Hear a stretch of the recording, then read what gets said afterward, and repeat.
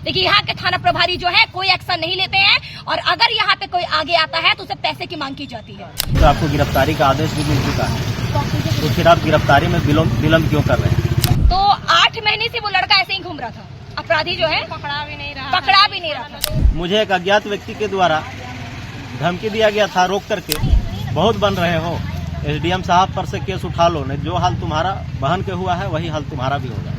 झारखंड के हजारीबाग का लोहसिंगना थाना एक बार फिर सवालों के घेरे में आ गया। दर्जनों महिलाएं लाल पट्टी बांधे थाने पहुंची और पुलिस के खिलाफ गुस्से का इजहार करते हुए न्याय की मांग की। महिलाओं ने थाना प्रभारी और स्टाफ पर गंभीर आरोप लगाए। महिलाओं ने कहा यहां हर मामले में केवल पैसों की बात होती है। उन्होंने आरोप लगाया कि गंभीर अपराधों को नजरअंदाज किया जा रहा है, जबकि पीड़ितों को लगातार धमकाया जा रहा। महिलाओं ने खासकर रेप जैसे गंभीर अपराधों में पुलिस की उदासीनता पर कई बड़े सवाल खड़े किए। एक पीड़िता ने बताया कि उसने अगस्त 2024 में रेप का मामला दर्ज कराया था, लेकिन आज तक आरोपी की गिरफ्तारी नहीं हुई, बल्कि उसे धमकी देकर शहर छोड़ने के लिए मजबूर किया गया। इस मामले पर समाज सेवी अमीषा ने क्या कहा, आपको सुनवाते हैं।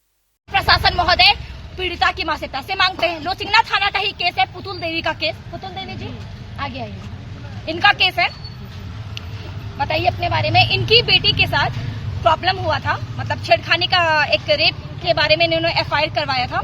तो 8 महीने से वो लड़का ऐसे ही घूम रहा था, अपराधी जो है पकड़ा भी नहीं रहा था। लोहसिंगना थाना प्रभारी पैसा मांग रहा था, केस आईओ भी पैसा मांग रहा था कि हमको पैसा दीजिए तभी जाएंगे। उसके बाद में पैसा दिए, उसके बाद में दिल्ली से लाया, आरोपी को लाया गया। आरोपी लाया भी, फिर अमीषा दी से जब मिले उसके बाद में आरोपी पकड़ाया 6 महीना के बाद में। क्योंकि जब इनकी बात हमारे तक आई तो हम लोग जो आंदोलन की शुरुआत किए थे पर्टिकुलर एक लड़की के लिए नहीं किए थे, संपूर्ण महिला जाति के लिए कि हम लोग, लेकिन एक केस को कितना पैसा मांग किया गया था थाना से? यहाँ से मांग रहे थे 50,000 रुपया। इसी थाना के एक और केस है, कितना दिन हो रहा है? 8 महीने, अगस्त का केस है।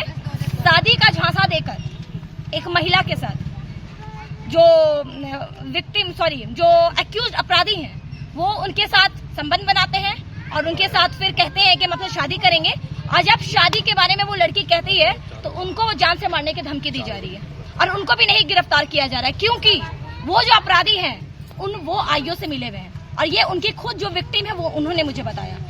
इस तरह बहुत पेंडिंग केसेस है जो लोहसिंगना थाना के अंतर्गत आ रहा है, लेकिन यहाँ के थाना प्रभारी जो है कोई एक्शन नहीं लेते हैं, और अगर यहाँ पे कोई आगे आता है तो उसे पैसे की मांग की जाती है। महिलाओं के साथ साथ स्वर्गीय अनीता देवी के परिजन भी थाने पहुंचे और न्याय की गुहार लगाई। अनीता के भाई राजू कुमार गुप्ता ने कहा, मेरी बहन को जिंदा जलाने वाले आरोपी खुलेआम घूम रहे हैं और पुलिस ने अब तक कोई भी कार्रवाई नहीं की। हम लोग यहाँ थाना इंचार्ज से केस अनुसंधान करता जानकारी लेने आए हैं कि मेरा केस का आज 1 महीना 1 दिन हो गया। आप पहले बोल रहे थे कि हमको गिरफ्तारी का वारंट नहीं मिला है, गिरफ्तारी का आदेश नहीं मिला है, अब तो आपको गिरफ्तारी का आदेश भी मिल चुका है, तो फिर आप गिरफ्तारी में विलम्ब क्यों कर रहे हैं?